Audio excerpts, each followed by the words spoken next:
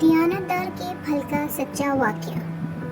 السلام علیکم پیارے دوستوں، امید ہے آپ سب خیریت سے ہوں گے۔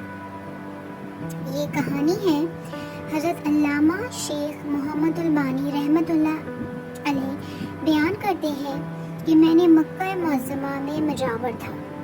ایک دن ایسا آیا کہ کھانے کے لیے کچھ نہ ملا اور میں بھوک سے نڈال ہو گیا۔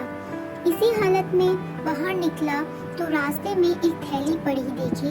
اٹھا کر دیکھا تو ریشمی تھیلی تھی اور ریشم کی ڈوری سے بندھی ہوئی تھی۔ جب میں نے اسے قیام گاہ پر لا کر کھولا تو دیکھا اس میں نہایت قیمتی موتیوں کا ایک ہار موجود ہے۔ بازار نکلا تو دیکھا ایک شخص رومال ہاتھ میں لیے پکار رہا ہے کہ میری تھیلی جس میں موتیوں کا ہار تھا گم ہو گئی ہے۔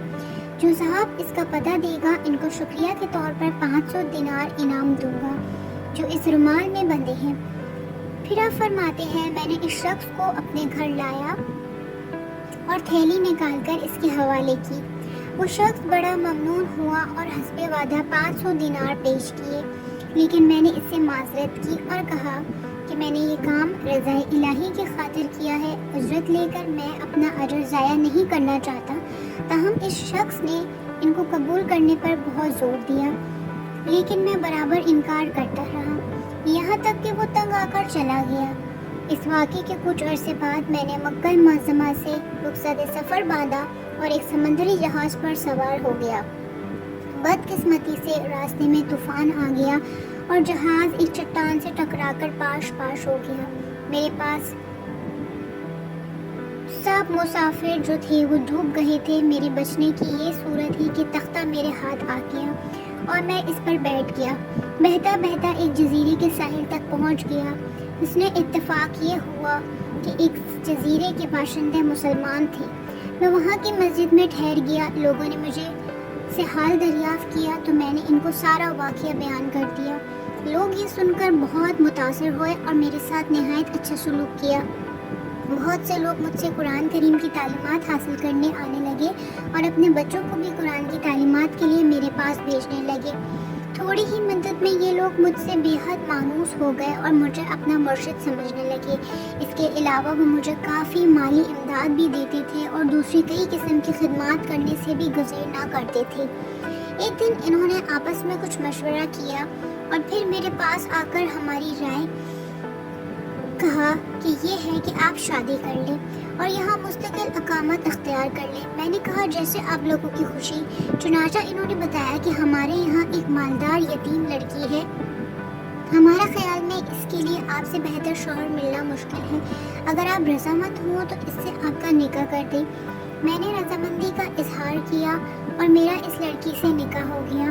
جب میں نے خلوت میں اپنی بیوی کو دیکھا تو یہ دیکھ کر حیران رہ گیا کہ وہی تھیلی والا ہار اس کے گلے میں پڑا ہے۔ دریافت کرنے پر معلوم ہوا کہ یہ لڑکی اس حاجی کی بیٹی تھی جسے میں نے محض اللہ کے لیے ہار واپس کر دیا تھا۔ لوگوں نے مجھے بتایا کہ جب اس لڑکی کے باپ حج سے یہاں واپس آیا تھا تو اپنے قیمتی ہار کے گم ہونے اور پھر اس کے مل جانے کا واقعہ اکثر بیان کیا کرتا تھا۔ کہا کرتا تھا کہ جس شخص نے مجھے یہ ہار واپس دیا ہے ایسا بے نفس آدمی میں نے دنیا میں نہیں دیکھا۔ پھر وہ یہ دعا کیا کرتا تھا کہ کاش اس کی مجھ سے یہاں ملاقات ہوتی تو میں اپنی لڑکی کا نکاح اس سے کرتا۔ پھر آپ فرماتے ہیں کہ اللہ تعالیٰ نے اس مرحوم حاجی کی دعا کو شرف قبولیت بخشا اور لڑکی کا میرے ساتھ نکاح ہو گیا اور اللہ پاک نے اس بیوی سے مجھے اولاد بھی نوازی۔ سبق: اس واقعے سے ہمیں یہ سبق ملتا ہے، سچ ہے نیکی کا بدلہ ہمیشہ اچھائی سے ہی ملتا ہے اور برائی کا بدلہ ہمیشہ برائی سے ہی ملتا ہے۔